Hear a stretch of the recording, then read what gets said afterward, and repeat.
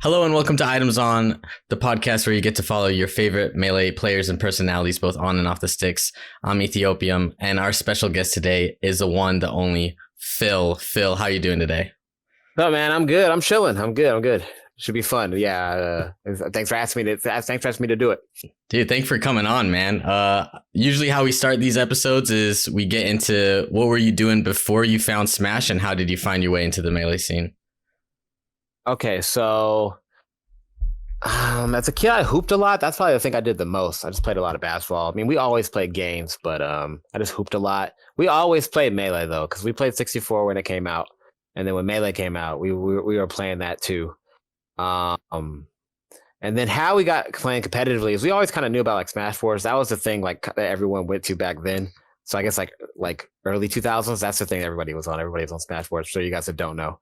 And then so we knew about it, but we didn't really take it into it. We were just we're on our best of the we're the best on our block type shit. So we were just like, oh, we're already hella good. We don't need to check that. So then but we had a friend who like got into it, and then that's when we kind of learned about like the scene. And then that's kind of where I picked it up from there. I used to listen. Shouts to Boodle of Water. He's the one that like put us on like the wave dashing and the L canceling, all that shit. And then I wanted to beat him real bad. So then I was like, all right, bet. Then that's kind of what I had. That's how I got started. And what year was that around? That was I started playing competitively in like, I guess at the end of high school. So it was like the end of 2006. That's when I started so that's like that summer, like the end of towards that summer of 2006 is when I started playing. So that was like around the time. So to give y'all like Smash context, that's like MLG, like around like the last MLG. I think like the last big one, that's like where Ken and Crean DJ and all that PC won the 10,000. Like that, it was that summer. I'm pretty sure. Yeah, it was that summer. So that's like kind of where that was happening at the time. And did you know like the scale of the scene, like the MLG and all that, like the players back then when you decided to like go to your first tournament, or was it just like, oh, my homie knew how to wave dash and L cancel, I need to be his ass, and then it spiraled from there? I think it kind of came. No, I think that's a good question. I don't exactly remember. I remember we did our first tournament. We weren't even supposed to be there, actually. It was like an invite only tournament, but we just like showed up. Back then, people just would post shit like on their, like people were way too comfortable posting shit like their numbers and addresses.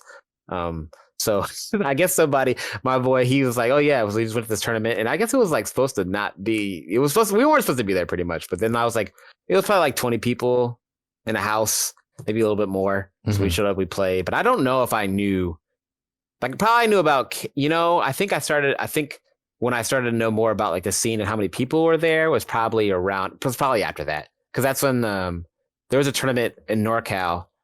It was like NCT2, I think. It was like, and that was like where I saw like Ken for the first time. And that was like probably when, by that point I knew about everybody. So like, it was probably around that same time. I see. So like, I guess in the fall, it was like a couple months later. And like when you went to your first tournament after, you started out with that friend group, right? And then you went to like your first couple tournaments at the houses and stuff. What made you say, yo, I want to keep it going? Like, this isn't just going to be a one-off thing. I want to keep being in the scene and make it like a part of who I am type deal. That's a good question. So I always liked that game a lot. Like I think that the idea, like I always liked the game a lot. I just did. So even when I didn't know how to do anything, I always thought the game was mad fun. So I wanted to play it. And then I was kind of like torn between that and Halo 2. I like those two games a lot. Those are the two games that I wanted to play like more seriously.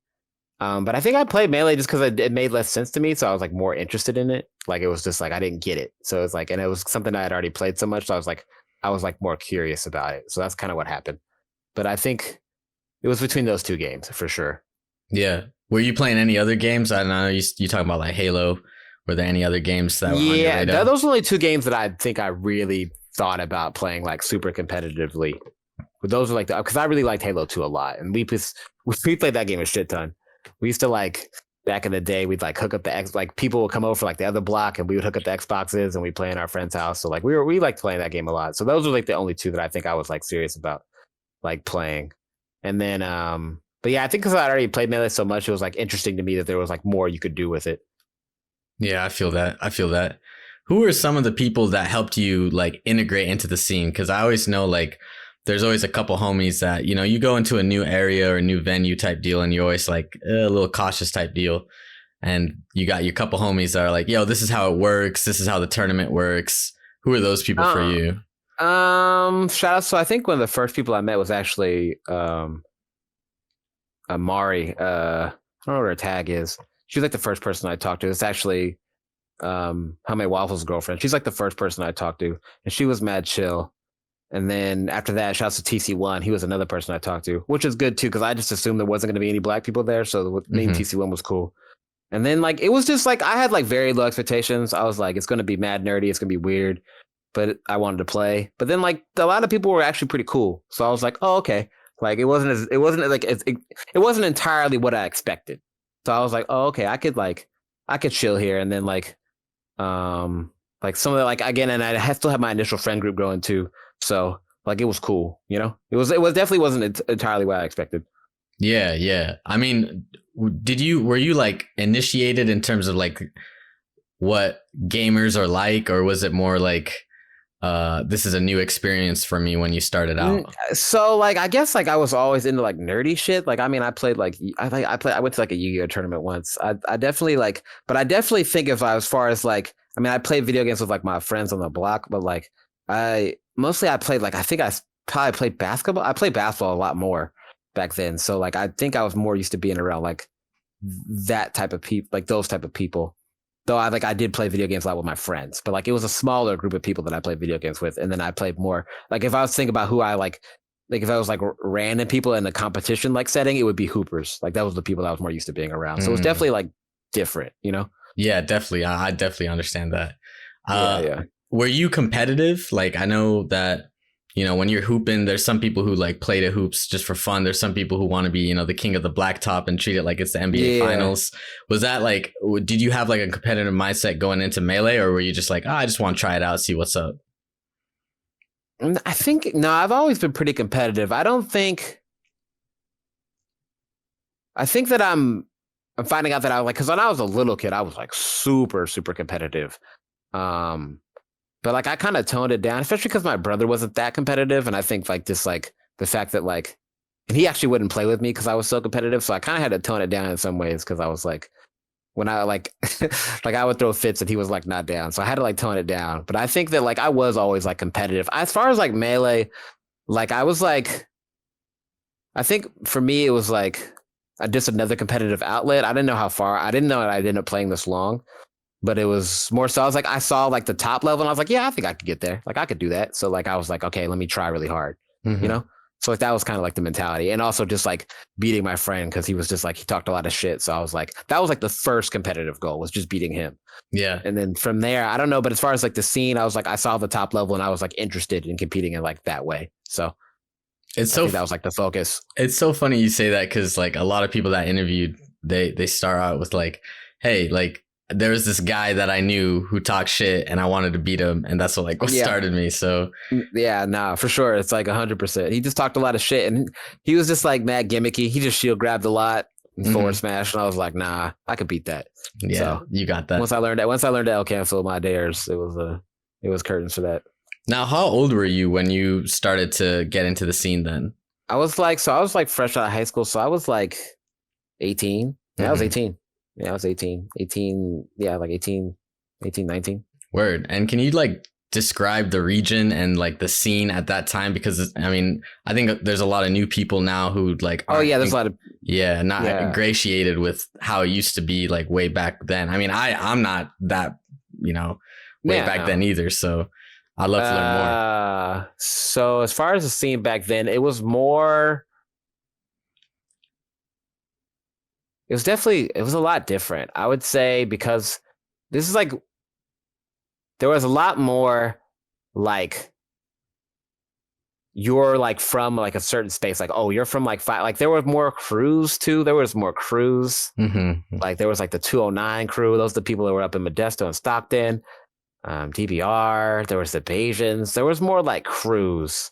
And there was more like, I would say there was more, I don't know if I would say clicky, but it was definitely a different, because like you would kind of like, you also didn't, because you didn't play online, right? So like it was like you all kind of like agreed to meet, like whether you went to someone's house or like you agreed to like you were like it was kind of different because you didn't have access to each other in the same way. Mm-hmm. So like something coming down was like more of a big deal. It was like, oh, 209's coming down today. Oh, Sacramento's coming down today. Or like this like for like NorCal. It was like so like different regions coming down it was like a bigger deal because like you're not gonna just be like, oh, do you want to play? Like you're not gonna just hit them up to net play, right? So it's like it was a different dynamic. I would say there was more like rivalries in that sense because there was just like less access. Like the East Coast versus West Coast beef was definitely more of a thing back then because you just didn't hang out and there was way less tournaments. So like you play against each other was a bigger deal. Like the SoCal NorCal beef was a bigger thing because like we didn't like each other, we didn't see each other as much. So it was more like fuck you, you know what I'm saying? Mm-hmm. So like that was definitely more of a thing. And I think this was just a thing more in general, even in like basketball. Like that's just like I think there was just more like beef in that way because like now even basketball you have like more AAU tournaments so players grew up together so like there was just I think that happens that time period is just different, you know. So it's just like I think the internet changed that where it's like we have more access to each other now. Also like YouTube was less big so you didn't see people's footage as much, so like seeing somebody like you would still not know how good somebody was, which is like it's way harder to hide that now. Mm-hmm. Like you know, now you kind of know how good somebody, like you get more of an idea. There's still like, obviously with like the Slippy generation, like there's still probably going to be people popping up with like boxes and shit like that. So like, but there was more mystery back then. And I think there was more like rivalries and it was a much smaller scene. And also I think in some ways it was tighter knit because again, like to play, someone had to come over, right? Or you had to go to a tournament. So like that was like the two ways that you played. Either you're playing with your immediate friends, you're going to a tournament, or you're going to like a Smash Fest, right? So like it was like a different dynamic because the game, obviously, like the internet. Did you like that? Do you like that dynamic? Do you wish? I miss that? Yeah. No, I think it's better now. But I do. No, I wasn't. I mean, I wouldn't recommend it. It was cool. There were certain things about it that I did like. I think it was cool. Like so I went to like Toph's wedding, right? Mm-hmm. Mm-hmm. So like that's like, I do think in some ways I went to Scar's wedding. Like I've been to like 4 or 5 Smashers weddings. So I do think there is like a closeness that you get for when you have to like interact. And like, if we were just to play online, there's a lot of people in the Smash scene we would never have interacted. Like just the way, like culturally, economically, like there's just some big friends that I wouldn't have had. So it's just like there's like an appreciation for that. We wouldn't have I never would have interacted with a lot of these people. So like there's an appreciation for that. So I guess I can't say like I do appreciate it, and there were definitely some positives to it. But no, I wouldn't. I mean, like, do you really want to hop on an hour and a half train ride to go like? Yeah. Fucking play one dude you don't even know if he's cool or not. He might be mad weird, like I don't know, like it's like wasn't like it's definitely better now in the sense of like, but like I do think like part of what makes this like gave the scene the foundation was that aspect. So I do think the fact that Melee's been go so long was because of that, because like there was like a sense of closeness and I think that is good. But as far as like competitive, no, I don't think it's like, I wouldn't go back. I want to touch on something you said, which was like you were able to become close with people like Toph or Scar, go to their weddings because you were able to form those bonds in person. When you went to tournaments, were you looking to network? Were you looking to, meet new people, enjoy new experiences? Or did it just like the Melee, it just sort of came to you almost for just being there? Yeah, I think it just came from being there. Like I wanted to play. That was kind of it. I just wanted to play. I do think there was like some sense of like, and this is, I probably fucked up too. I feel like I should have done this less, but like I was like, oh, like these people are good. I want to play, and so I was like, I'd play, like I'd hang out with DBR and I'd want to play because they were good, and I just wanted to play better people. In hindsight, I probably would have focused on that more. I think I just would have found more people at my level because they were so good. A lot of like, I don't think I got the best practice out of it because like there was just too much of a gap. So I think I would have redid that. I would have done that differently. But like, no, I never thought about like networking. It's just like you go to the same tournament like twice a month. You see the same people over and over again. And again, there's like less people. It's a smaller scene. So it's like almost like impossible not to like become cool or like form more friendships, right? Because it's just a small group of people. So like you're just seeing each other every week. And then, motherfucker's gonna go get food or whatever. Can I cuss on here? Is it cool? Oh yeah, of course. Yeah, bro. motherfucker's gonna get food or whatever. So it's just like you just end up kicking it, you know? Yeah. So it's just like that was definitely like, but yeah, for me initially, I just wanted to play. So like that's kind of where like my focus was. But like I think I didn't really expect to make like friends like that. No, but like it kind of just happened. That's awesome. Yeah, the beauty of the Melee scene for sure. Let's talk about a little bit of that competition that you did for some that may not know. Phil is sort of cracked with it.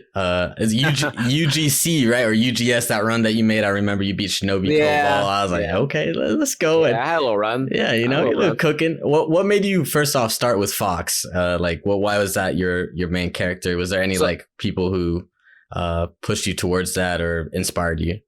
So initially, when I didn't play competitively, I played Young Link, right? I just spam dash attack, and then I had a little phase. I played Ice Climbers because I saw some combos. I think I probably like to chew that shit. I was like, oh, okay. And then I played Falco. I watched Bomb Soldier shouts. You probably heard. I think that he was in the doc, so you probably heard of him. Yeah, Bomb Soldier was Bomb Soldier was the Falco that made everybody play Falco. He pretty much gave birth to what you call the net play Falco. He's like the foundation for that shit. Yeah. Like all the Falcos, like Bomb Soldier is like the foundation. He's like the N1. If y'all don't know what that is, that's like everything that like he's just like the foundation for like the random Falco, like the combos and shit. Like he's like.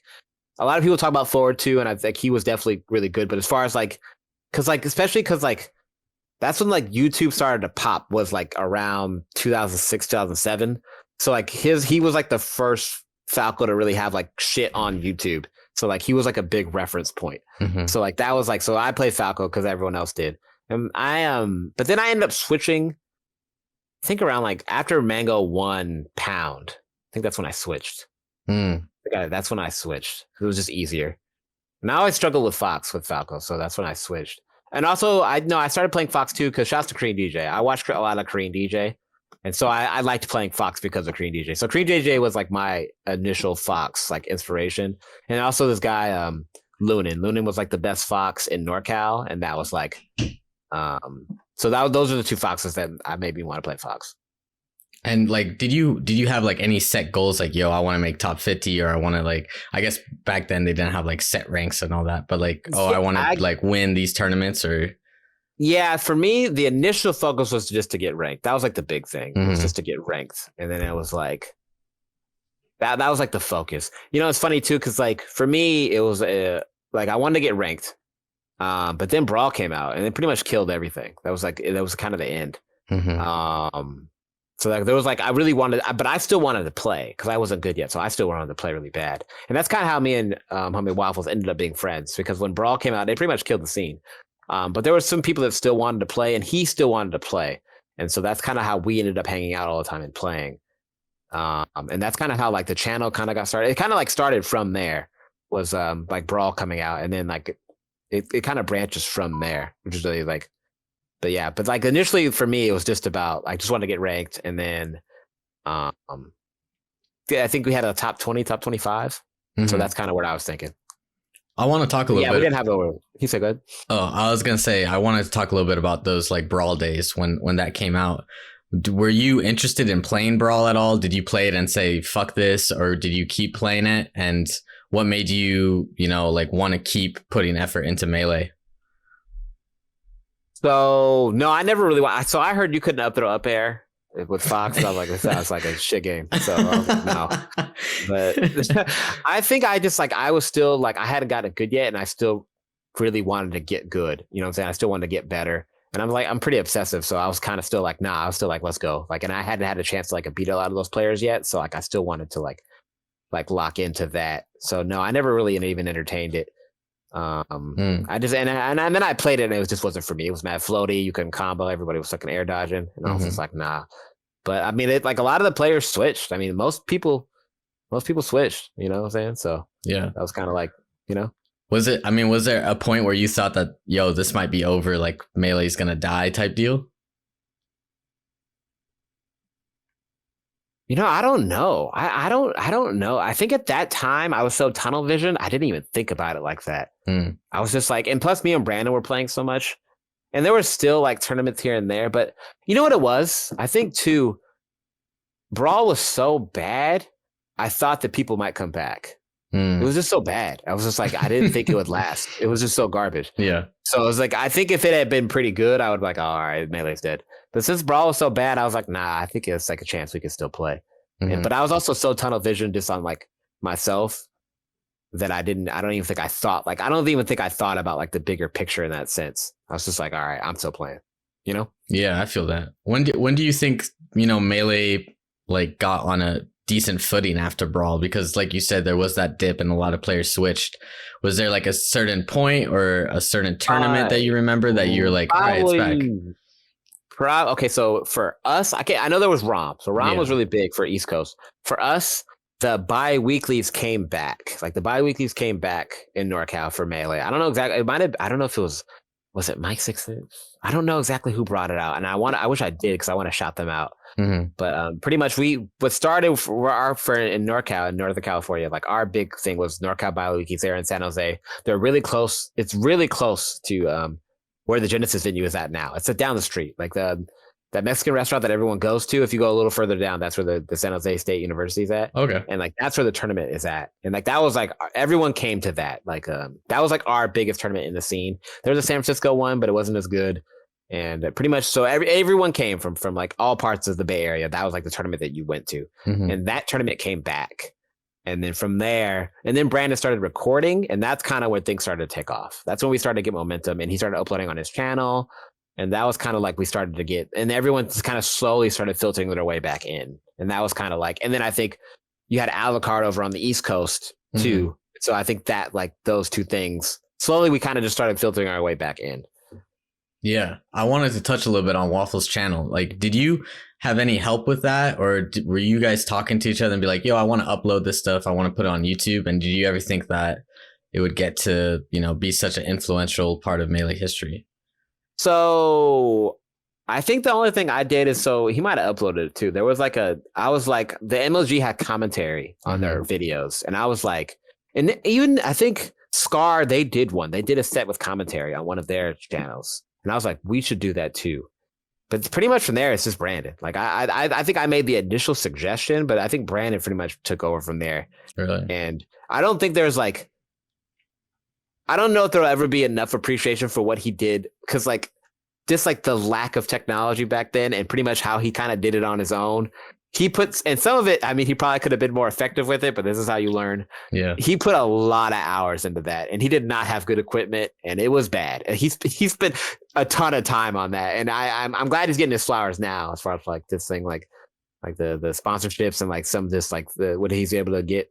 But like, yeah, no, he put a shit ton of hours into that channel, just uploading and then like learning how to like record.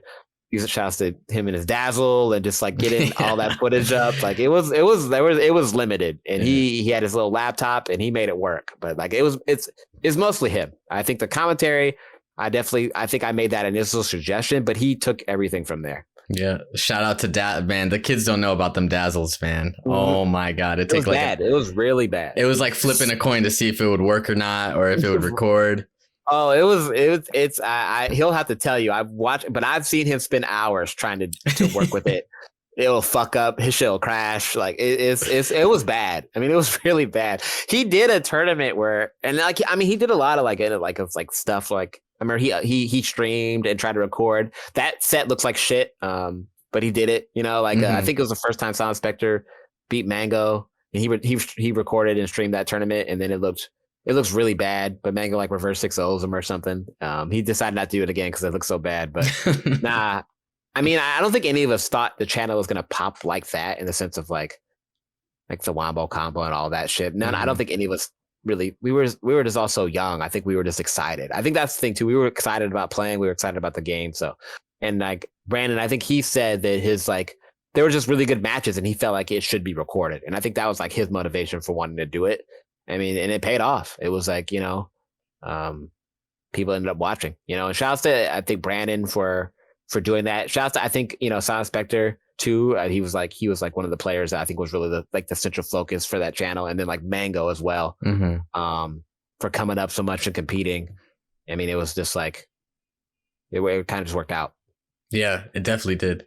I want to talk a little bit about commentary. You're talking about how you made that suggestion, and then Brandon, took it and ran with it. Were Mhm. you always interested in the commentary aspect, and did you ever think like commentary would open up doors like this? So no, not really. It was kind of like so. And back then, and this ain't a shot nobody, anybody, but back then there was no clout for it, so no one wanted to do it. Like Hmm. no one wanted to commentate, so it wasn't a thing. So like no one wanted to do it. It was just like it was just like, nah, I'm good. Everyone was mad bashful. So like me and Brandon were just the only ones that were willing to do it. And the first time we did it, um, it was like it was just like the players, and we were right next to them. Because like you couldn't, we Yeah. only get the wire so far. Yeah. Yeah. It's So like it's a like the 6 foot four of wire. them. So like it's like the desk right there. It's like you got the 4 players right there, and then the desk, and we're just sitting right next to them talking shit, being mad loud. It was mad. It was funny. Like it was, but like it was like it was just like it was funny, man. I do think it was like we just talked shit. It was that loud, and they were right next to us, and Mhm. it picked up from there. But now back then, and this isn't even just I should throw shade, but it was just like it wasn't a thing yet, and it was just like we were the only ones that were really willing to do it, and I think we had like good energy and good chemistry, so it was like fun and it was exciting. So it was like I think we were kind of just down. But no, I didn't think like going forward. Did I think about like shit like doing shit like Summit or like I did like a Ludwig event, like shit like that. No, and I think because of that, I'd be able to do some of the things in the traveling. No, absolutely not. That was Mhm. definitely never on my mind. I mean, I just wanted to play. So like, that was kind of like, but like I did that kind of like, cause people liked it and it was like, it was fun, you know, it was fun to do the sets and it was hype. So it was like, I was down, but no, definitely, initially, no, that was definitely never not the focus. Do you still see yourself as like a player first, commentator second, or do you think it's Um, changed a little bit now? Because I can still see, like, I can still feel that competitive, like, yo, I want to play, bro. You know what I'm saying? Yeah, nah, I don't think I ever. I mean, I think I have to say I'm a commentator first because that's what people know me for. But no, I Hmm. definitely think about playing more. I think I was always that way. Um, but I mean, like you know, I'll think you know, it was like, but yeah, I definitely like always. I was definitely always more passionate about playing. But I mean, commentating was cool, and I didn't mind doing it because people liked it. And then obviously there was like some opportunities to get paid, so I was like, sure. But no, I think if I was like, I don't think if I would describe myself, no, I would always think about competing first for Hmm. sure. Do you think that like helped you in terms of the commentary, where you're just not even like thinking about, you're just like, bro, I'm just doing this shit for fun. Like I'm going to try hard Yeah, in the I actually melee. think so. I actually think so. So I Mm-hmm. think to a degree, I'd be a better commentator if it was like the thing I was passionate about because I'd put more time into like improving at the craft. But I will say, like commentating, I think part of it's just social skills. I think I just have those social skills. Mm-hmm. I just, but part of it is too because it's not something that I'm like I don't feel nearly as much pressure because I'm so relaxed. I'm just like, oh, okay. Like I feel way more. I think I choked way more like actual tournament matches because that's like something I put time into. I'm more passionate about. Like the Mm-hmm. commentary was always kind of just fun, so I don't feel like pressure to do it. The only time I think I ever got nervous commentating was the Genesis 3 because like they could hear me and there was like that whole big ass crowd and shit, and I was like, oh shit. But like other than that, I just don't really be feeling nervous because just like I don't put a lot of pressure on myself. I feel pretty relaxed. And then like if people were because if like people are like, yo, I don't like your commentary anymore. I would be like, all right, I would just stop. Like, I don't like, I would just like, oh, fuck it, you know, whatever. Like, I wouldn't be like, oh my God, I can't believe it. Like, I just like, whatever, man. Like, Yeah. well, it was going to end one day. So like, that's kind of how I feel about it. So I appreciate it. And I'll do it as long as people still enjoy it. But like, I don't have that type of attachment to it. And I think part of like being good at something is like performance, and part of being able to perform is being relaxed. So I Mm. think that like that does help a lot combined with just like the social skills I built throughout my life. So I think those are like the two things. I mean, do you still have passion for commentary even after all these years, or do you wish that sometimes, like, because I'm sure like whenever, if you want to enter a tournament or something, people are hitting you up like, yo, you want to do comms too type deal. Do you still have that passion? Like, yeah, I want to do that shit. Or you're like, man, I'm fine type deal. It's like a combo. So I definitely like for commentary for me is like it's tough. Sometimes it's cool. Sometimes no. Sometimes it's like I just need to check. I'm gonna keep it honest. I'm gonna keep it a bug with you. My calorie rents are expensive, so sometimes I just feel less. Sometimes I just feel less. Yeah, I'm gonna need that bread. Yeah, yeah. But like you know, it's cool. I definitely think that it's not like when I first started out. No, I think that'd be the truth for anybody that's been doing something this long. I don't think it's like But like it's cool. I don't think I have like a super strong passion for it, but it doesn't take anything out of me. And I think that's what makes it okay. And I do still like, there's certain people that I do like working with it and it makes it fun. Mm-hmm. So, but yeah, sometimes like, yeah, do sometimes I just want to enter the tournament? Yeah, sure. You know what I'm saying? But Yeah. they won't fly me out for that. But like, yeah, do sometimes I just want to enter the tournament? Yeah, 100%. 100%. Like for sure. Like I'd rather, yeah, if I could just play, yeah, for sure. But like, I don't like, knock it, like, you know what I'm saying? And it's still Yeah. like, I still feel like an obligation to like, try to like do quality work and if people, but I only do it as long as still people still enjoy it. That's kind of how I feel about commentary. People still enjoy it. And, I get I get a check off it and I can still like, and the environment's still cool. I'm still down, Mm-hmm. I want to talk to you a little bit about off season because that was like a different environment for you. Like I remember, you commentating with Phil on like search and destroy matches and still like everyone was just like saying, yo, this is incredible. Like you're still like, it still felt like you were in your arena. You know what I mean? Yeah. Do you have fun doing that type of stuff? Did that feel more nervous to you, easier for you? What was that experience like? So the commentary, yeah, that was funny. I think I definitely felt a little bit of pressure in the sense of like, because like I'm like, this isn't like my wheelhouse in the sense of like I don't know this community, so like I don't want to fuck up their set. But also it was just for fun, and because it was just for fun, we could kind of just bullshit. Like me and Brandon could kind of just do our thing. Like there was no like, because I don't know shit. I don't know what's going on in Call of Duty, so like I kind of just talk. We were kind of just talking shit. It kind of felt more like a crew battle, and I think in some ways it was easier because sometimes with like melee, because like there is like, especially because like I don't like to use the word esports, but there's like a sense of like there's a level of professionalism that needs to be showcased, right? Yeah. And so like I have to like, but like that kind of feels like some ways that was like kind of back to our roots. We were just kind of able to talk shit. There was no like really expectation. We kind of just like having fun and doing our thing. So like it was actually cool. And then, yeah, no, I actually enjoyed it. And then again, like it was like, hopefully I actually didn't look at the comments or anything. That helped me too.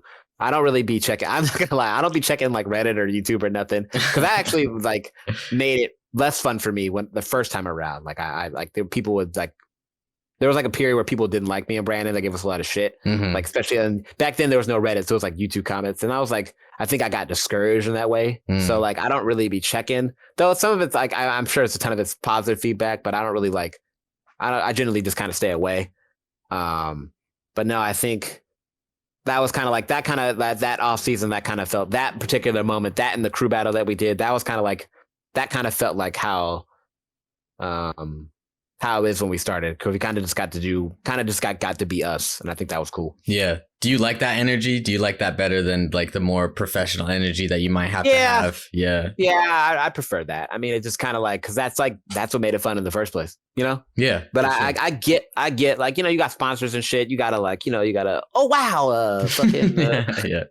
I can't believe, I get it. Like, okay, we can't just be talking shit all the time. We can't just like, yeah, I get it. There's a level of professionalism, sure. But no, it's more fun. Like I definitely like the crew battle environment, the just talking shit in the crowd environment. I like that. I think that's like, I like that fun competitive energy, I think that's what makes it fun for me. So no, that was definitely enjoyable. I want to ask you a little bit about that energy, because I think that that's something that people, especially after COVID, are still trying to work with, where maybe it's like that social setting and the social skills, like you mentioned a little bit, but like finding the line between having fun, being energetic, talking your shit type deal, but still being like respectful and not like actually hurting people's feelings too bad. You know what I mean? Yeah. There is a line. There's definitely a line. I do think that like just keep it in the game. I think that's always kind of been my mentality. As far as like shit talk goes, honestly, also playing basketball helps. You just learn.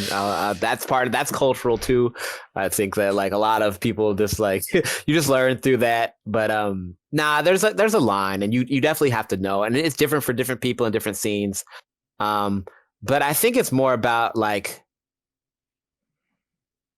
I think if I was to say it's like about hyping up your, like if you're like rooting for your guy, right, your boy or whatever, it's more about rooting for your boy than necessarily detracting from the other person. Yeah, I think sometimes people try too hard to like maybe like hurt the other player. It's like you got to fall back on that. But like for me, it's just like as long as you keep it in the game, I think it's fine. Don't go outside of that. Don't start talking shit about who they are. Just like keep it light, keep it fun. Because at the end of the day, like for me, it's like we're like competing is fun. Competing is fun, and like that, so we can enjoy that aspect of it. And as long as we stay within those lines, I think it's okay. I think it's, but when you start going outside of that, then I think it can get like, I don't know, it can get bad. Yeah, I definitely feel that. I definitely feel I'm interested. I want to ask you a couple questions on what you just said, which was like, you know, you played basketball and you like that cultural aspect. Like, you know, I used to play a little basketball too, you know, and I was no good. I'm, you know, 5'6", 130. So like, you know, I was the point. I feel you. I was just fucking dishing the ball. You feel me? But yeah. Get in there. Yes, sir. Those assists. But like, you know, people were talking mad shit. You go on a 24-hour fitness and play basketball there. They're saying shit about your mama and shit like that. Yeah, compared to, you know, so it's like, oh yeah, people cross the line. Yeah. So do you feel like I know there's some people who are like, yo, Melee players are just being soft or whatever. Even like in the FGC, I feel like there's a little bit more like it's okay to talk a little bit more shit. Do you agree with that, or do you think that what Melee has now is actually good? I think that a little more shit talk would be okay. I think that, yeah, there is like a cultural FGC. It's like it's a little different. It's definitely like culturally a little bit different. I do think that, I think we could be a little bit more like, okay, like you know, it's fun. I think a good example is like Air. When I went to Air, and this was in Europe, right? There was like crew battles, right? It was world crews. It was crew battles for everybody. And I was like, what I felt there just in general at Air was like, it was a lot of like, people were hyping up their guys. They had their fucking songs and shit to type up their players. But there was a lot of like healthy competition. Like it was just like they were there to compete, but ultimately it was about having fun at the event. And I think that that's kind of what I want to see. And like, yeah, sure. Like, yeah, no, if you've been on a hoop court, yeah, you know, motherfuckers will talk crazy shit. Like, they just will. They'll talk crazy. And that's why people be fighting. So, but like, we don't need to go, I don't know if you got to go that far left, but it's like, I do think, yeah, like seeing like, yo, you know, like, you know, fuck them up, you know, like shit like that is cool, getting loud, that's fine. I do think it's like, it's good. Sometimes it's weird for me to be at like, it was last year, we were in Texas. What tournament was this? It was one of the Panda tournaments. Fuck it. Which one was it? Which Panda tournament was it? I don't know. It was like one in Texas, Low Tier City or something? Yeah. So, yeah, I think it was Low Tier City. And it's Teens Grands Finals, right? I think it's Mango and SFAT versus, is it Pleb Hungry Box or something? Who is it? But it was dead silent. And I thought that shit was so weird. Like that, I thought that was weird. And it's like that. I'd rather have people like, even if you're not talking shit, like get hyped. Like it's like, I do like to see shit like that. I do like to see people like getting excited and like getting loud and like that I like, at least on that end, I like to see that. I do like to see more energy, you know? And there was a little bit of that all season, I think, for Texas, like Texas in their own, like for their own region was getting loud. I would like to see it more just in general.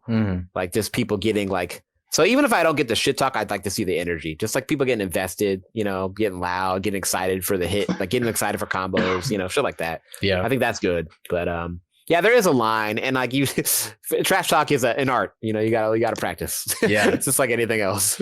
For real though. I definitely understand that. I want to touch a little bit about the culture aspect too. Like at least for me as like a black man, I feel like we talk a little bit more shit in competition, or maybe even just with the homies, you know, we just always ribbing and stuff like that. And I don't know if you feel the same way or what. Nah, I definitely think that's part of why I'm like we're a little better at it. It's just cultural. Like you just talk more shit. It's just like there's an expectation you're gonna talk a little shit. It's not like even people who don't talk shit like that have a little something to say, right? So, but again, like then you got like some disrespect, like some white nerdy smasher. He want to say something, but he doesn't know exactly how to. Exactly. How to, like, he double dutch it, but he doesn't know how to get in there. So he says something mad awkward. It's just like, okay, man. But it's just like it takes time. Like you gotta like that. So I definitely think, and to speak to like what you said about the FGC, right? There's just more black people in FGC. Yeah. There just are. So I think there's like a little bit more expectation. There's going to be shit talk. They're also just a little bit more aggressive. There's a lot more money matches. There's a lot more high stakes money matches. So people are a little bit older too. I don't know. There's just like a little, it's like created a different culture. I do think Melee players, there's just more Melee players who are just like a little bit more antisocial and just like a little less comfortable, I think, with like, so, and there's a lot of, they've got more like passive aggressive energy, you know, we'll play, and then we'll talk shit about you later behind your back. You know? Yeah, yeah. It's friendly up front, but then after I fade you, I go talk about how you weren't that good after. You know what I'm saying? Yeah. That's the classic. Yeah. Hey man, let's play. Yeah. Everyone's laughing and shit. And then you get behind. Yeah, I two-stocked him. He wasn't really that good. Yeah, he's ass. He actually is unoptimal here in this tech chase. So right? Yeah. No, exactly. It's that passive shit. So we got way more of that. It's kind of corny sometimes. It's just different. It's just different. Yeah, no, it's definitely just. Yeah, that's funny. I want to talk a little bit about like that Black aspect because that's important to me. You know, I'm always interested in diversity and inclusion. You know, I always want to bring more people of all different, you know, types of color, ethnicity, race, sexuality, gender, whatever. You know what I'm saying? The more the merrier, the more diverse you are, the better it is. Did you ever feel coming into this scene or at any point of the scene like your Blackness was like off-putting or was like maybe different? And did you ever have to like reconcile with those feelings? That's a good question. I think that what really helped me a lot, and like I said, shouts to TC1, because that's like one of the first people I met, and he was Black, and I was like, okay, cool. There's like other people here like me. That helped me a lot. And then, rest in peace, Dark Mike. He was there too, and then Brandon, and then my boy Daryl. We like grew up together, and then we kind of ended up meeting again through Melee. So like there was like a space for me. And I think that like Alan Dewan, that helps a lot. That was like really important. I think if I got in there and it was just all white boys, I would be like, all right, I might quietly make my fucking exit. So like that shit matters. It matters a lot. It definitely made the space safer for me. As far as like my Blackness, like in the scene, sure. Sometimes I think with commentary, it is weird. Just because culturally, I just like am different from a lot of the players. And sometimes there does feel like a sense of like, it does like sometimes I don't want to be y'all source of entertainment, you know, in a sense of like I don't want to be like I'm the Black guy that's funny and you guys think it's funny to laugh at. And like sometimes it does. That is like there were parts where like I took a step back and I have felt that way where it's like, all right, I'm not gonna just be the nigga my ball. Just be like you can say it. Don't care, bro. You can say that. You good, bro. I don't need that. Yeah, I'm not gonna just be the nigga that makes y'all laugh. Like you know what I'm saying? Like this isn't like you know like. So like it needed to be like I had to be like comfortable with it. You know what I'm saying? Yeah, I definitely feel that because when I started at the University of Montana for Melee, and I was the only Black guy there pretty much. And so, damn, yeah, you was in Montana. You definitely was the only Black guy. Yes, sir. Yeah. So I did like I was the streamer guy there for a little bit, and so I would do some commentary, and I just like I almost felt like it was almost like minstrel in a way to like be Brandon's like, to be who I actually was though. Like that's how I talk, that's how I act, and so I had to put on like my white boy like voice. I'm like. And that was a very nice back air from, you know what I was saying? Yeah, nah. And 100%. That's one of the blessings that I had in Michigan now that I'm doing school out here is that there's more Black people in the scene. So I don't feel like it's, I don't know, exotic to talk like a Black person. You know? Yeah, nah, 100%. There's definitely as for me too, as I've gotten older, my ability to code switch is getting worse. I'm getting kind of tired of it. So it's like, there's like, I'm too old to be fucking code switching. So it's just like, and I definitely like, when I was younger, even outside of commentary, I definitely like would tone down my Blackness to make white people or other like people of color who weren't Black feel more comfortable in that space. Cause I feel like there was a sense of like, to not be viewed, I think as aggressive.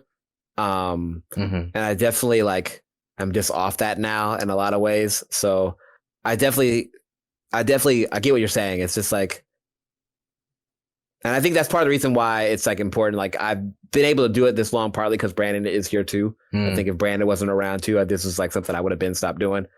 But yeah, and I think that's why things like Bimmy are important. Like when Brandon hosts Bimmy, those things are really important because I think like that was when we did Bimmy, that was the most relaxed everybody's seen. Everyone was mad relaxed. Everyone was mad chilling. There was like a sense of like, like we do sometimes got to switch up. You know what I'm saying? So it's nice for us to have a space where it's just like, I'm like, oh, this is how white people feel all the time. Every time they go to a tournament, it's just mad chill, it's mad relaxing. Like, I'm like, okay, bet. Like I want to go to everyththing too. You know what I'm saying? Yeah. It's just like, you know, like I do think that like it is like, it's important. Like you said, it is important to have like I guess diversity in the scene, but just people that are like you in the scene. Like you need Yeah. that, you need that space. I And totally agree with that. Like, yeah. that's why I think, BMI is so important. Gale, Mm-hmm. bunch of other tournaments like that, Smash Sister tournaments. Like, Yep. it's not because like, oh, one is better than the other type deal. It's just like you don't have that in the back of your mind where like, is it okay to act like this? Is it okay to talk like you can just be yourself and be like, I know my culture. You know what I'm saying? I'm safe Yeah, here. no, So, exactly. No, there definitely needs to be that like. No, it's important to have that space where you can feel like you can be yourself. And but yeah, I guess to answer the question about commentary, there have been like moments where I have been uncomfortable because it just really feels like, are y'all laughing with me or at me? You know what I'm saying? Like, is it cool? Like, but like, I don't feel that way as much now. But I have had phases with it where it's like, okay, but like, I definitely, that's partly like, I think partly I had to get more comfortable with myself. So and also like, okay, what am I doing this for? But yeah, I definitely have had phases with that for sure. 100%. Well, I want to touch on that a little bit because you're talking about how, you had to find yourself, be a little bit more comfortable with yourself and who you are in order to, lessen those feelings of angst and anxiety about how you're commentating or how you're acting or being perceived as in the melee scene. Has the melee scene or community helped you personally grow and find yourself even more? And if so, how has it? Oh, that's good. You got some good ass questions. I try, bro. I try. Oh, damn. Yeah, in a lot of ways, no, for sure. I definitely had to. I think honestly, with growing personally, that's always like a choice that you make for yourself. That's not something that just happens. But I think through the process of competing and also just being out there, yeah, I definitely had to learn more about myself. And just about like not just what I want to get at, like what I want to get out of life, what I want to get out of melee. Like definitely there's been a lot of times where I've had to like kind of like, I think it's definitely been there's been a lot of self-reflection. And I don't definitely like, I wouldn't say like melee's like, it's definitely been like a tool. Like it's been like the thing that I like for sure that I've like used in a lot of ways to like, I guess help me grow in the sense of like I this is something I care about a lot and I wanted to compete in. So like I did have to like mature in a lot of ways. I guess I definitely have like it is weird to be like kind of like go back and think like, like I was 18 when I started, right? Yeah. And then like I'm turning 36 and at the end of the month, I'm like, yeah, damn, I definitely came from like a kid to like a man. And like this game was a part of that. And like that is like weird to reflect on, you know? You know what I'm saying? So yeah, it's just definitely. like that's something like that's like, oh damn, Yeah, I mean, it's definitely like I haven't put in the years like you have, but this is like I'm going on 8 or 9 years. Yeah, about 9 years now, and it's like, wow, like how I agree with you that it's not like something that like is the main catalyst for me and in terms of growth, but it definitely is a tool, and it's definitely been there, and yeah, I'm thankful for that. It's like I definitely have had to like my like things about like I've had to like deal with my own ego. Like I've just from like I reflect on my own ego. I had to reflect on like, my confidence. I had to reflect on like this, like, I think when I first started, I put a lot of my self-worth into wanting to be really good. I put a lot of my self-worth into wanting to be really good.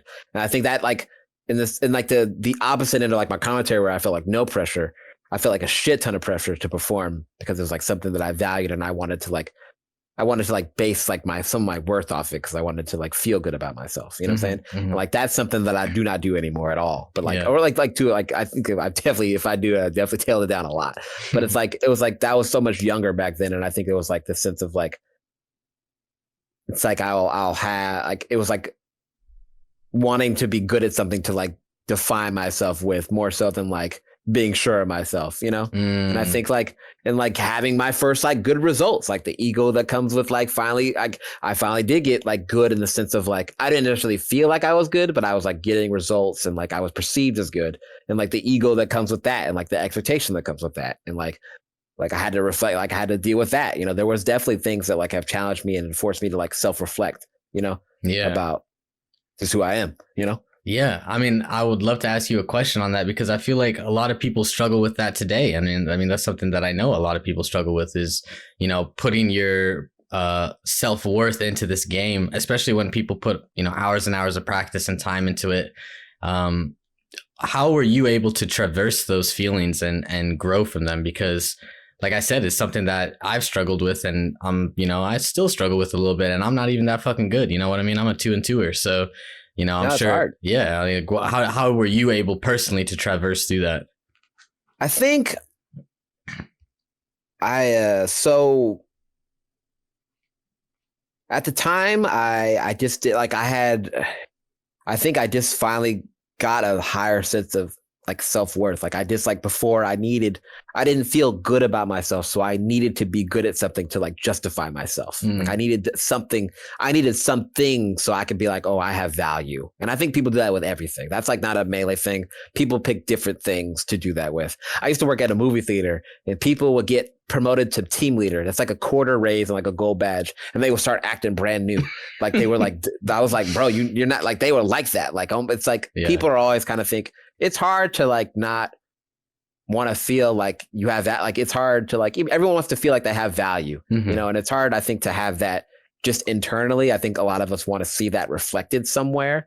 And like, yeah, okay. Like, you like, let's just use Melee as an example. You put a shit ton of if you're putting a shit ton of time into the game, you want the results to come with that and you want to feel good about it. And I think that's pretty normal. I think that's like, I want to say, yeah, I think that's normal. But I think it's like you have to separate it. And also I think it's really hard just from like a competitive standpoint. This from what I've learned, it's really hard to be objective about something when you've put too much of yourself into it emotionally.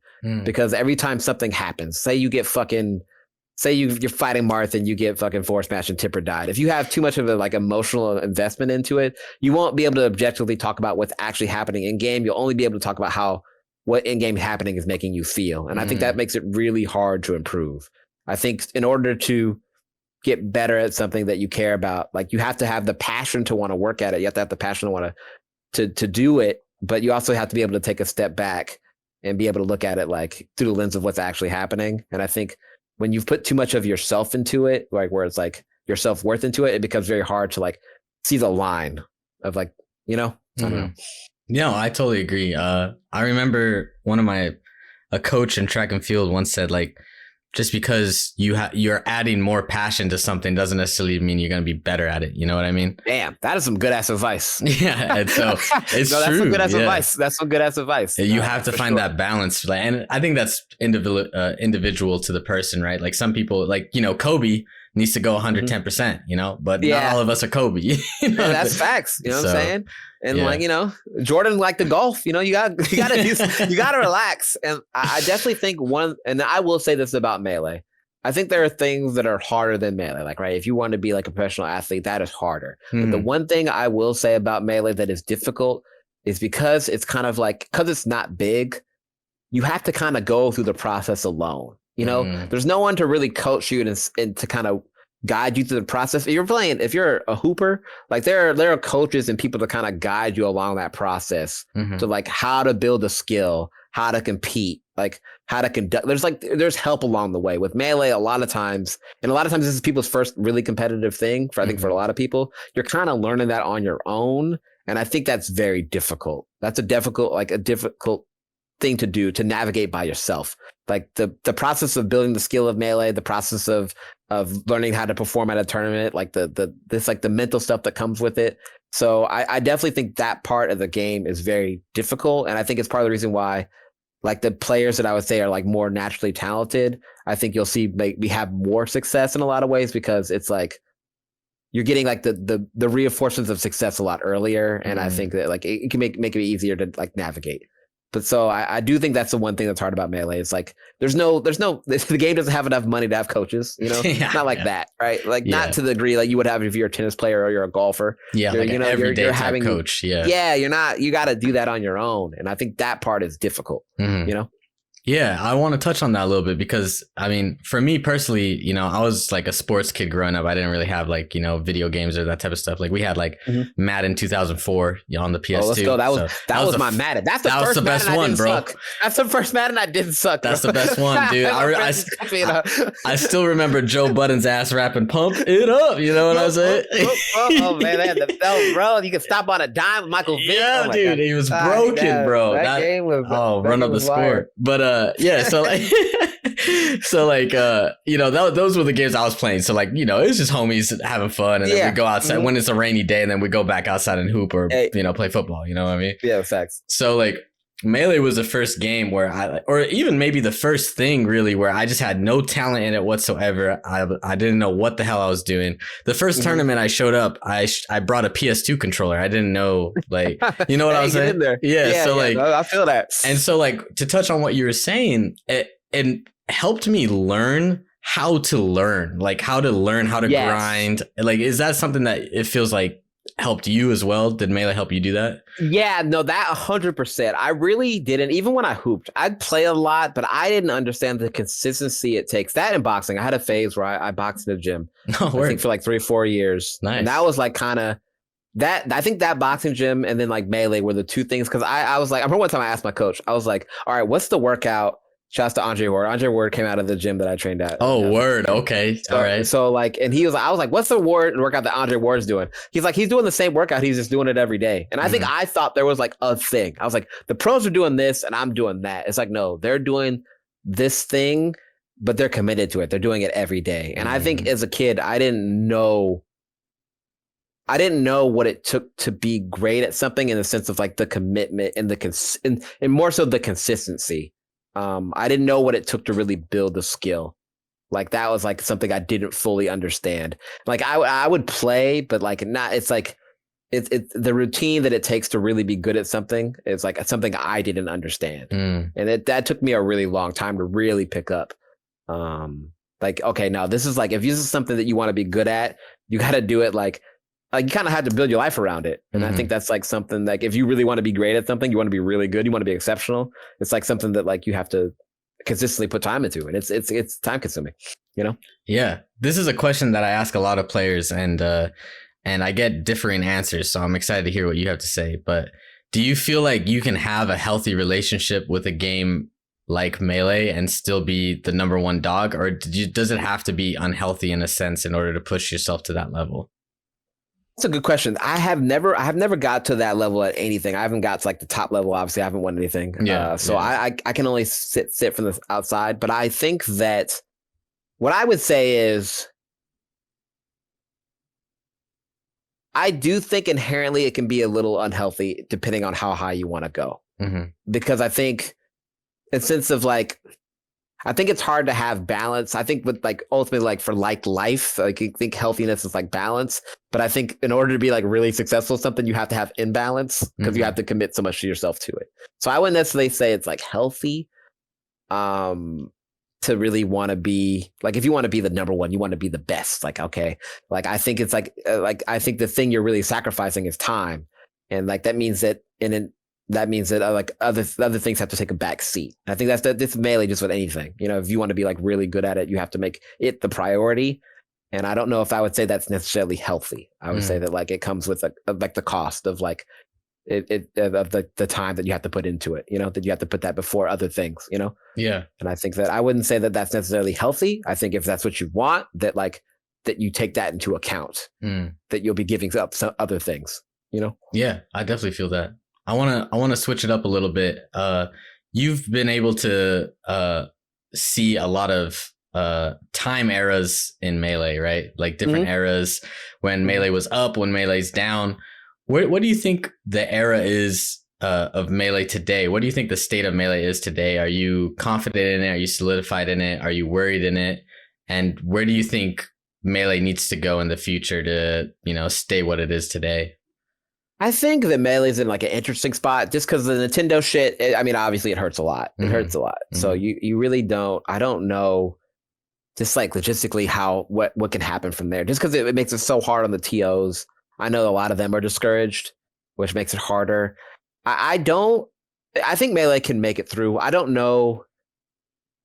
how like if it can hit like up again, like super high. I don't know if it can get like higher, get more popular. I'm not sure, just because of the way Nintendo is and like some of the things that they've done. But I definitely think it can still have like be a very competitive scene and have a lot of like a strong player base. I think that comes down to the people who love it and play it now. Like, do they still want to play? Like, do they still want to play if it doesn't come with some of the things that it came with before? Like, if there aren't as many lights on it, there aren't any people watching, do you still want to play? Do you still have a passion for the game? Like, you know, and I think that's kind of like that's what held it the first time, was that people just loved the game and they wanted to play, even when there was a lot less money, there was a lot less attention, and like that's kind of what held it down.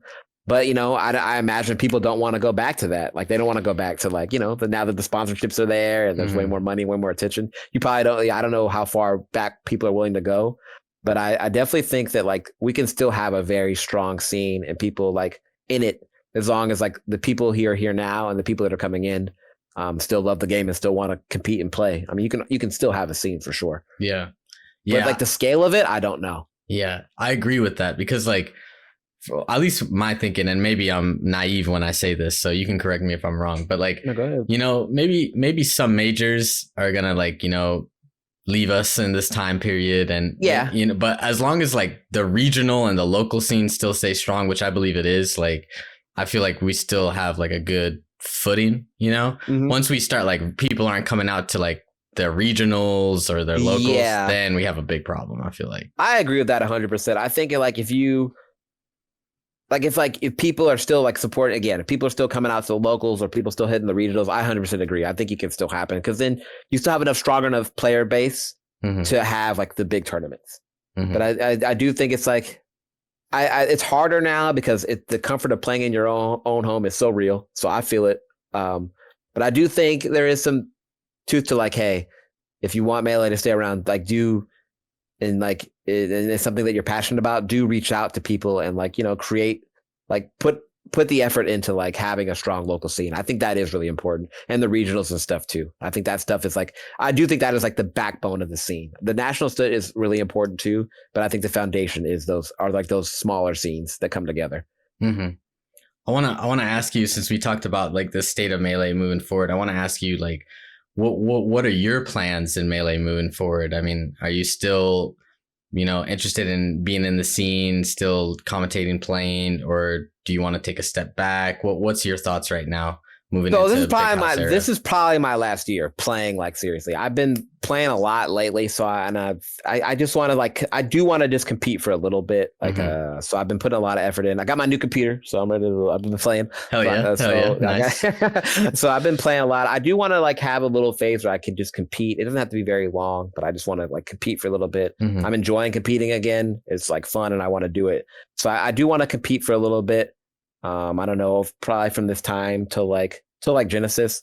And then after Genesis, we'll see. I might be done after Genesis. This might be the it. This is probably my last year, depending on like, if I think I'm like really good and like, I'm like, okay, cool, I can still like compete at a high level and maybe I can make some money off it, then I'll stay around. But this is probably the end. Like the commentating and stuff too, I'm probably like, I might still hit a Loveaway event here and there because, you know, the bread is high. But other than that, we're reaching the end. This is probably close to the end for me. Do you think like, do you still want to be a part of the scene, you know, like off the camera, off the sticks, or do you think like it's time to move on completely? We'll see. I think I'll always have like a little bit of place in there just because so many of my friends are here. You know what I'm saying? Yeah. So as long as like Brandon's still part of it, I think I'll still be like, you know, and then I still have like homies and shit too. So I'll definitely still be, it'll never be completely gone. I think just because I put so much time into it, and like I do love the game, and like I do care about the scene. So I do think that'll always be like, but to that degree, like, will I be like, yo, like go work for like an esports company to be connected to Melee? Probably not. I don't know. That's probably not my thing. But like I'll definitely still be connected in some way. You know, I'm not sure what that'll look like though. Definitely. I mean, that leads me to my next question, which is a question I ask a lot of players, is I guess a twofold question, which is, do you believe that legacy is important? And if so, what do you want your legacy to be in the scene? Damn, I never really thought about that. As far as like, I guess if I was to say what I'd want for like my legacy, I don't know. I guess I've never really thought about that.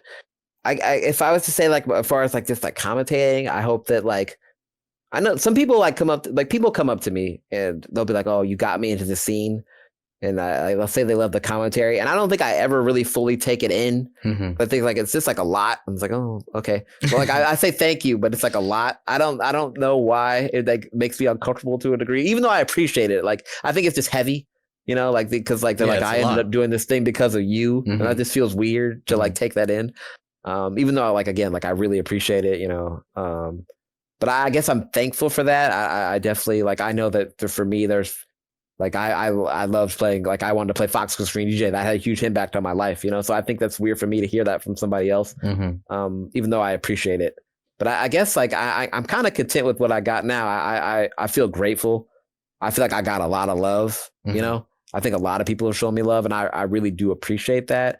I don't feel like any need to be like I guess like I feel like I already got like if people like were like, hey, we liked Phil's commentary and then we appreciated him. I think that I'm good with that. I don't need like any. I don't feel like I need any Mount Rushmore for anything. Like I don't feel like I need to like. I feel like I got a lot of love from a lot of people, and like maybe there are people I don't exactly remember the interactions, but I definitely remember the feeling, and I Mm-hmm. definitely appreciate what I've gotten already. I feel like I got lucky, pretty lucky. That's awesome because I mean, someone who's been in the scene for so long and done a lot, like you definitely deserve to feel content in it, right? There's like a lot of people, shout out all the TOs that like feel like sometimes they don't feel like they get that love, and rightfully so. A lot of the times they do a lot of Yo, work TOs behind the get shit on. scenes. Yeah, they so shout out to them. This is Yeah, this is TOs get us shit showing on. you love. You know what I'm saying? No, Brandon does a lot of TO on, and I've seen it. It's hard. It's People hard, are yeah. people blame the TOs. So like, I feel it. They people do. It is important to feel like you're appreciated for what you do. So yeah, shout out to the TOs. Yeah, shout out. That's all they're gonna get though. That's all they're gonna get. Yeah, we're not going down the line. We're not going down the list. Well, this podcast is about Melee, but also like both on and off the sticks, right? I want to learn a little bit about you outside of Melee. And I think this is a good like segue. We're talking about legacy. We're talking about moving on. What do you have any plans like what you're going to move on to? Do you have like any other hobbies or pursuits or maybe a careers or that type of interests or? I think for me, I definitely still like, well, my body, like I definitely have to get my body back in shape. I definitely want to do more. Well, I still like I still have it. Like, I Mm-hmm. definitely want to do like more sports and stuff again. I definitely just want to do something just because I feel like there was like a period where I wasn't really doing anything and I kind of just want to like have more fun and like try. There's some things I always wanted to try like physically. Mm-hmm. I took a jiu-jitsu class once. I want to try that again. There's a Mm. fencing class in Berkeley. I want to try that. There's just more things I want to try. It would be fun. I definitely want to compete in more stuff, even in physical games. Like I want to, I got Street Fighter. There's things I want to try. I think for Mm-hmm. some reason I spent so much time like tunneled in on Melee, like, and I just want to do it. I just want to try like other things. Mm. As far as like outside of that, I live in Cali. Shit's expensive, so my next career is gonna have to be very lucrative, or I'm gonna have to move. This tech boom is fucking shit up. So I know, bro. we'll see what the next thing is. But yeah, I definitely like this is like probably heading into like the next phase of my life as far as like maybe I'll go back to school or maybe I'll get a tech job or it's like I'm heading to that part just because getting older and I got to figure out like just more like a sustainable lifestyle. But Yeah. yeah, I don't know. I guess there is like an appreciation though. I'm definitely coming to the end of like the Melee stuff, Mm. but there's definitely like an appreciation for it. And I guess now that I'm like not as tunneled in on it, I definitely just want to try a bunch of different shit that I didn't necessarily try before. Well, I have a question for you then, because you're talking about how you were tunneled into Melee, and that's obvious with what you've outputted. Mm-hmm. Do you feel like a sense of regret that you committed so much to Melee, or do you feel like that was just life and how it moves? Yes and no. Mm-hmm. Okay, so yes, in the sense of like, I feel like if I was to take an objective step back, I probably should have played like I was definitely more into sports and like physical stuff. I probably should have played a sport. Like I probably should have done something else. If I was to be completely honest, right? I should have done something else. I was definitely more into it, and that's probably what I should have done.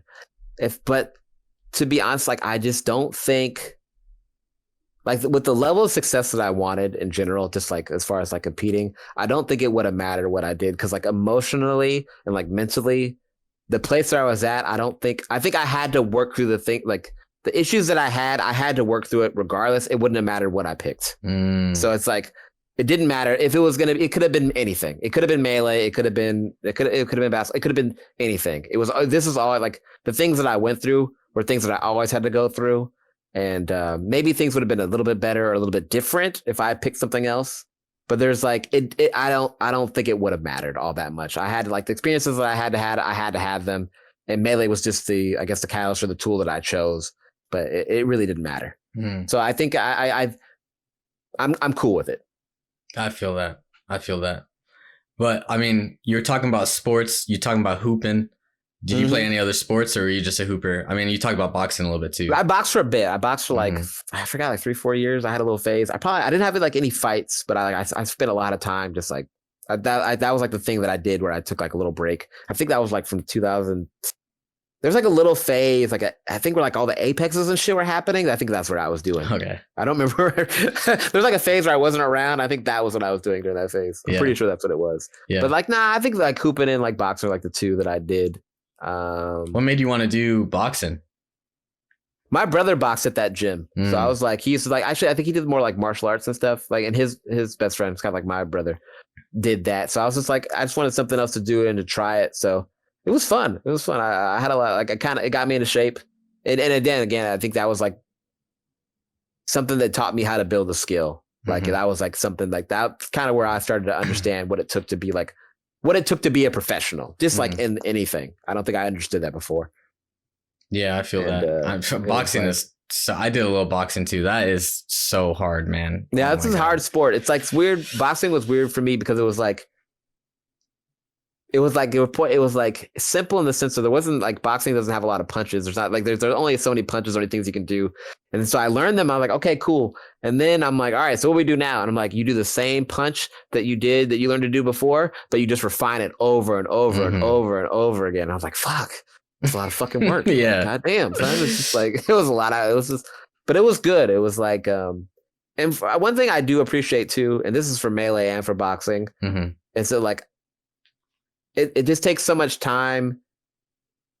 And I think that really helped my ego a lot too, is like, because people will be so like, they'll be like, oh, I'm good at this thing. And I'm like, you're probably not. Because it takes so much time to put good. It's so hard to be good at something. People will tell me they're good. I'm like, no, you're not good at that thing, bro.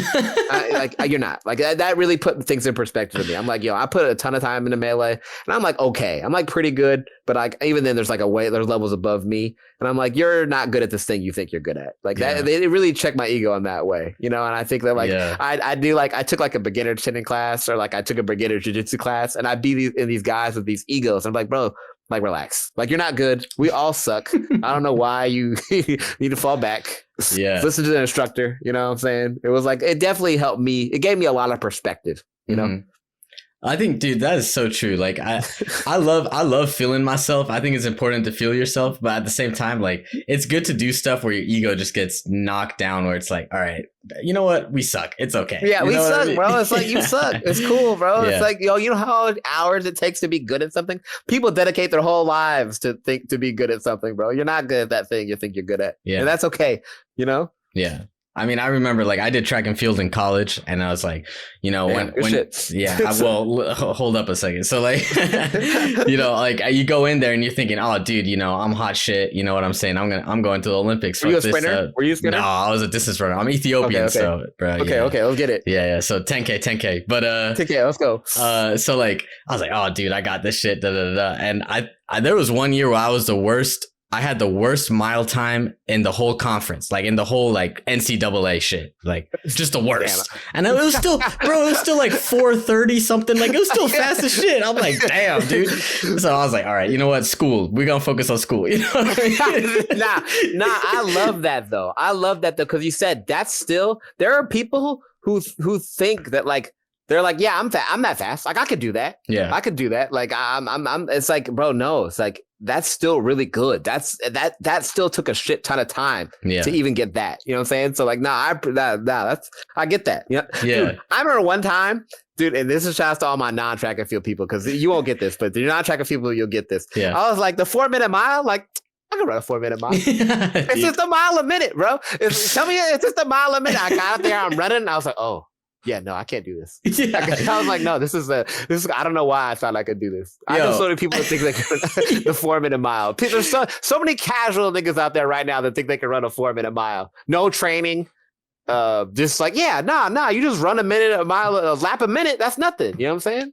Dude, let me tell you a story actually, because I actually can feel that a lot. Because when I started in high school, I tried to, go for the basketball team. I obviously didn't make the team. I was 5'6" and I sucked, right? So then I was like, all right, that's it with sports, whatever. And my science teacher was like, yo, you're Ethiopian. Ethiopians are known for long distance running. You should try it for the cross country team.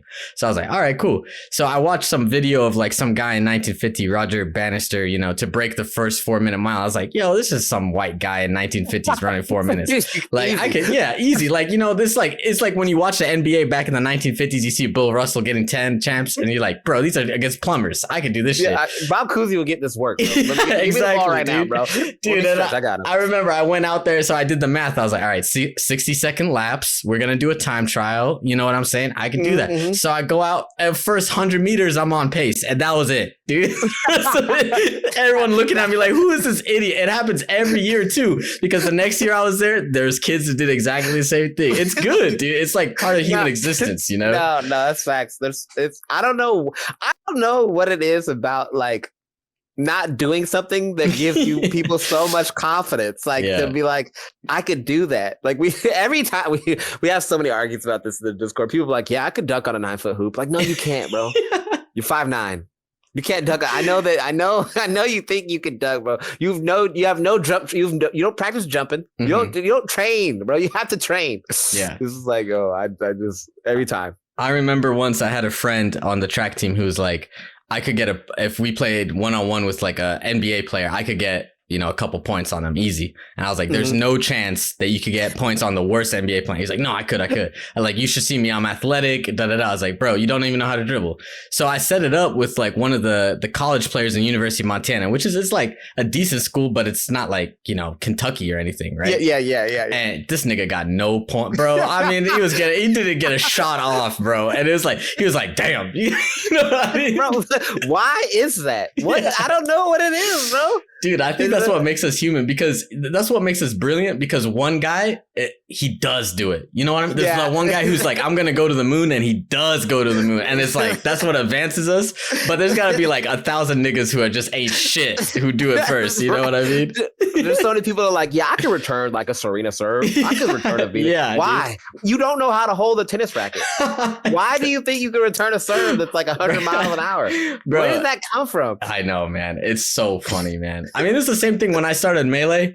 I was like, yo, I mean, with me walking in with my PS2 controller, I was like, bro, I beat, Subspace Emissary. I could beat these guys.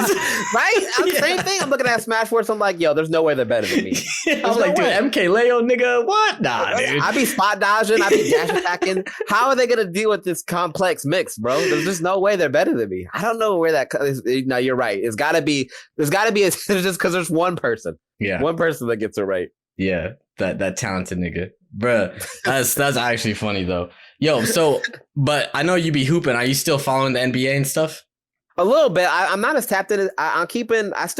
I'm like starting to kind of get back to it. We're doing fantasy again this year. I won last year, respectfully. Let's go. Okay, let's go. You got bread for that? Yeah, we did it for free. I didn't really get anything. Dude, you should have made him charge. This year you got to make him charge. We're charging this year. Yeah, now that you won. Yeah, I see. Yeah, right. So no, we were, because a lot of the niggas don't be watching basketball, so we did a little trial run. But now I lost. I got cooked. We did a WNBA fantasy. I got cooked. I'm embarrassed. I don't want to talk about it. But yeah, I'm keeping up with the NBA a little bit. I saw the Dame trade. That was crazy. I know. I'm actually kind of like I'm interested to see, because I think there's a lot of top heavy teams. This year we got the Suns. I feel like they're top heavy. Yeah. I feel like the Bucks got top heavy. Maybe the Celtics too, because they just traded for Drew. So I'm like interested to see how these teams are going to perform.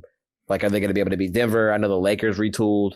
So, yeah, I think this is like a new age of NBA right now, man. I love the NBA. Right, I think last year was maybe the funniest NBA year ever. I never laughed so many times in my life than watching the NBA last year. Wait, why'd you laugh at this last year? Man, just all the shenanigans. Just all the random shit that was going on. And plus the hoops were good too. The hoops were really good. Yeah, the hoops were good. It was nice to have a year where you didn't know who was going to win. Yeah, it was nice. It was like, who the fuck's going to win? I don't know. So what are you doing like when, you're not playing Melee. I know you play a little Street Fighter. Shout out the Discord. I saw you. I just got I'm playing Modern Chun-Li. I just started picking her up. Okay, Modern Chun-Li. Okay. Listen, because Melee is still my main game, so I need it all. The Modern is perfect for me. Listen, they built Modern for Smashers. Triangle forward. DP. Yeah.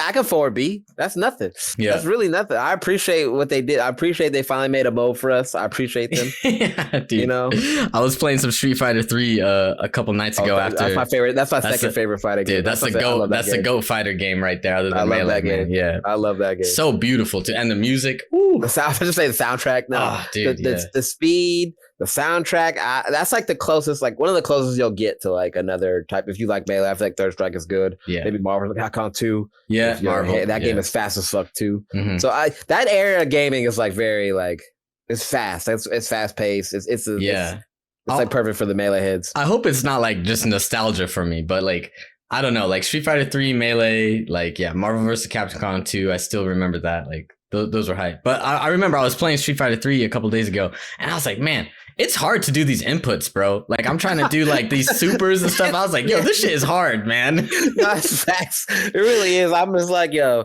I was trying to card DP. I'm like, yeah, I don't know, man. Because the game don't even have like crazy combos like that. Why are these inputs so difficult? Yeah, dude. I'm like out here trying to like, you know, some guys like, you know, cross up jumping on me. I was like, yo, dude, cross up DP first try. And then my character just jumps into his fucking K. I was like, oh my, it's going to be a long day, dude.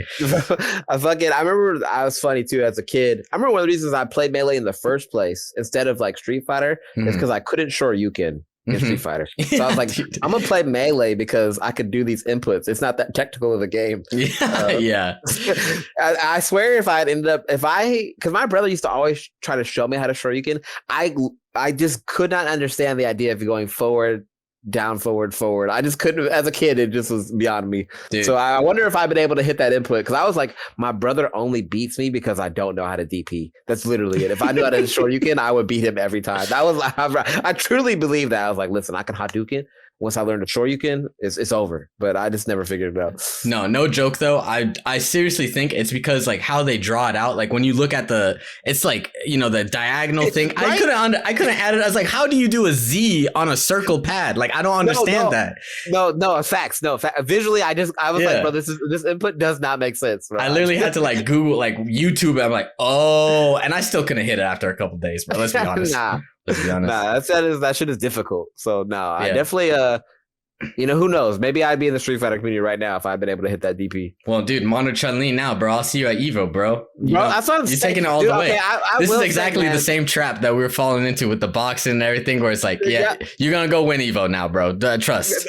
No, I'm telling you, listen, these bags for Street Fighter, they're getting unignorable. You can't ignore them anymore, bro. The bags are getting crazy. They're I saw 400,000 I'm like, oh, okay, wait, hold on, let me get together now. Yeah. What we need to do is we need to go to Saudi Arabia and start talking to these oil sheiks, bro, to get this bread up. Like for real. That's what I'm saying. I'm seeing it's crazy. Yeah, dude. I mean, listen, hey, I don't fuck with the government, what they doing or whatever, but at the same time, I fuck with that money. I'm trying to get a little bit of that. Listen, I need to pay this rent. I need to pay, my rent needs to get paid. You know what I'm saying? So I live in America. I'm not on some moral high ground. No, exactly. Yeah, I know. Everyone's like, bro, Saudis are like, you know, money washing their image. I'm like, that's what every country does ever in the history of time. I'm not gonna sit here and be like, yo, I live in the good, clean country of America. I watch the NBA here, bro. We used to own slaves out here, bro. Like, you know what I'm saying? So like, whatever.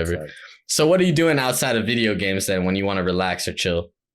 I'm trying to get back into shape, just work out, and then obviously just work. So pretty much it's pretty simple. I mean, I work, play Melee, work out. It's pretty chill. It's pretty linear. I don't got a lot going on. Can I ask what you do for work? Just warehouse shit, honestly. It's pretty simple. It's pretty basic ass, like, you know, warehouse, the boxes and shit, handle that. It's nothing crazy. Yeah. And then like the commentary gigs on the side. So that's pretty much it. Nice. What type of, I always ask this with people, what type of music are you into? And like, what do you listen to now? I'm pretty bad. I don't know. I'm kind of all over the place. It's hard for me to find like a genre that I just like a whole like Because like I'll like a song from an artist. I'm like, oh, I find a song that I like, right? And then I like it, but I hardly ever like a whole artist discography. Like I like a song from this artist, I like a song from this genre, but it's hard for me to be like, I don't have like a set thing. I think if I had to pick one, like if they're like, yo, just pick a genre that you like, I'd probably pick like R&B. I think that's like the one that I like the most. Yeah, you can't go wrong with that. I like R&B. I probably pick that one, but like I'm pretty all over the place. Other than that. Do you like listen to albums full, or like you don't even do that? You're just going from song to song? I'm kind of like it's fucked up. I'm like listening to find the beat I like. Like, all right, cool. Yeah. This beat trash. Okay, this beat's cool. Let me listen to the song. Yeah, you know what I'm saying? Yep. I like shit I can dance to though, or like shit like it's either like I can dance to it or it's violent. Those are probably like my two. Those are like the two that I go. The two like male spears that you could be as a guy. You know, either I'm dancing and happy, or I'm trying to fight some nigga. Yeah, it's the only two. It's like if it's violent or like okay. Afro beats. Afro beats I like these Afro beats. You know what I'm saying? Yeah. Dude, the Rush song, I like that song. You know what I'm saying? So yeah, those are like my two fears. But other than that, like I can be kind of over the place. I wish I had like one thing that I liked so I could be consistent. Man, mixes all over the place. That's funny. Yeah, I feel that. Have you ever tried to like make music or anything? I know there's a lot of smashers that do. You know, this was mad random. My coworker is like, hey, yo, he has like these two apps on his phone, and he's like, yo, I got like, he just had like an album because you could just like, there's like a couple like apps where you could just like make music. So he just had like 10 songs. And I'm like, yo, that he made on the apps? Yeah, on that app. Like, he swear to God, he just had some shit. I'm like, damn, that's like mad random. So I was like, yeah, no, I've never tried to make music. I think it'd be fun to make like a bad song. I mean, the standard's pretty. I'd be down for that. But yeah, nah, I never tried. I tried a couple times because okay. No, listen, it'll never be released. It's deleted. You know, I threw the computer away. I threrew the computer away. No, it was gone, bro. Yes, dude. Hey, if you would have listened to it, you would have said, bro, delete it. Because I was like, did you rap up? No raps, just beats. The beat was so bad. I was like, I don't even want to see what I can do on the raps. Because like I was like, bro, I got good musical taste, whatever. I got like a record player. I could do some samples or whatever. How hard could it be? You know, it's just looping shit. That's hard. It's hard. Nah, it's facts. I always felt like Brandon has like a good taste. Like he has a good eye. Like Brandon put me on to like, I used to like back when Brandon was like HomeMadeWaffles was my fault. Was more into music. I would like rely on him like to tell me if something was good, and then I would kind of just go off that. Yeah. But he's not as heavy into the music game anymore, so I'm a little bit more lost. But yeah, no, I've always wanted to try to make a beat though. It just looks fucking hard though. Like it just looks fucking difficult. Yeah, dude. Fruity Loops or whatever, man. I rember that's what I'm saying. Even downloading that because that's what all the niggas use, bro. And you know exactly what I'm talking about. Fruity Loops, bro. Goddamn. Yo, man. Fruity Loops right now, make a beat, bro. And it was always like jerry rigged Fruity Loops because no one was paying for that shit. So it would always just crash in the middle of it. It's like, oh, don't worry, it does that. It makes it sound better. You know? Yeah, that's facts, yo. Yeah, dude. So, but you might see maybe. I'll put a little album together. That's my new thing. I'm gonna go download that app with my coworker and put a little album together. I'll be your first listen, bro. I'll hit you up. Yeah. Bro, I'm gonna put it over my Slippy file. It's gonna be on Dreamland. Like, damn, why is this song so? What happened to Dreamland? That shit fell off. That shit was garbage. The crazy thing about music, I feel like, is like, you know, if you're bad at something, even like artistic, it's sort of okay. Like if you're bad at drawing, you're bad at drawing, you're bad at painting, whatever. But if you're bad at music, I don't know if it's like a black culture thing or whatever, but if you're bad at music, it's like the most embarrassing thing you could be. It's just like, this nigga stinks. You know what I'm saying? Bro, listen, man. I don't know. Listen, I heard Blueface just miss the beat so many times, bro. He just lost. Dude. Google Maps he just be missing the beat. But like, dude, I don't know. There is something. I don't know why. It's just like you get flamed so hard for being bad at music. Like, I guess because maybe it's like you could tell when a nigga like. Cause I'll see some art and it's like maybe with art you could say I don't get it, right? You could be like, oh no, you just don't get it. Yeah, like, it's like there's like no, this is like inspired by a piece that you're not classy enough. But if like a nigga can't play the piano, like we can all hear that you can't play the piano. We all know that you trash at the violin. We heard the chords. You suck. Like there is like some objective. It just exposes you, man. It exposes you. Like you can only hide so much. With art, you put a blue dot and you're like, no, this is like representative of like the culture is trapped. It's like, no, nigga, you just suck. Like you can't rap. Like you can't. You don't know how to put shit together. It's just like, I don't know. A lot of that's confidence too. Like with Blueface or whatever. Like, yeah, he misses the beat, but he got like, you know, a $50,000 chain, and he's like with a bat. Yeah, so it's like, all right, bet. But when you hear like a nigga like, yo, listen to the worst is when like someone who you sort of kind of know, you're like, oh, they're chill or whatever, like makes you listen to their music and it ain't good, and you can tell like in their head they're like, please like my music. I'm scared right now. It's a tough spot to be in. Because like, what do you say when someone you know is music trash? Like, what are you supposed to know? This trash. Like, you don't want to say that, but like, you'd be like, damn. Oh, what compliment can you give when they can't rap and the beat sucks? Like, what other options are there? Just keep grinding. No, you just say keep grinding. You keep grinding. Yeah. Keep on it. Keep on it. Yeah, I see you. My thing. I say, I see the vision. That's what that basically means your ass. That's what it means. Like, no, I see what you were going for there. You know, I see the vision. It's the same. Yeah, it's like the same thing you see when like a fox like just SDs randomly trying to do tech skill. It's like, I see what you're trying to do. I be saying that, man. I be saying that. I saw the idea. Yeah, I see where you're going. In reality, you're like, this nigga needs to go back to Uncle Punch, man. That was trash. Sucks, Hey, man, I've really enjoyed talking to you. It's been an hour and a half. I could go days talking to you and asking you questions, but I want to wrap it up. If you have any shout outs or anything that you want to plug or promote, this is your time, homie. You got I don't got nothing to promote. I just want to say thank you, man. This is a really good interview. I appreciate the questions you asked. I thought this is one of the best interviews I've had. So shout outs to you. Thank you I'll so much. Support the podcast. I hope you I'll hit the retweet button. You know what I'm saying? So appreciate you. Thanks for having me, and I hope more success to you in the future. You know what I'm saying? Man, well, I really appreciate that coming from you, bro. Like, you're a legend, man. I ain't got to go into all of that, bro. You're a legend. Thank you, bro. I appreciate you. Appreciate it, man. You take care, all right? All right. Take it easy, my man. I'll holler at you. All right. Peace. Peace.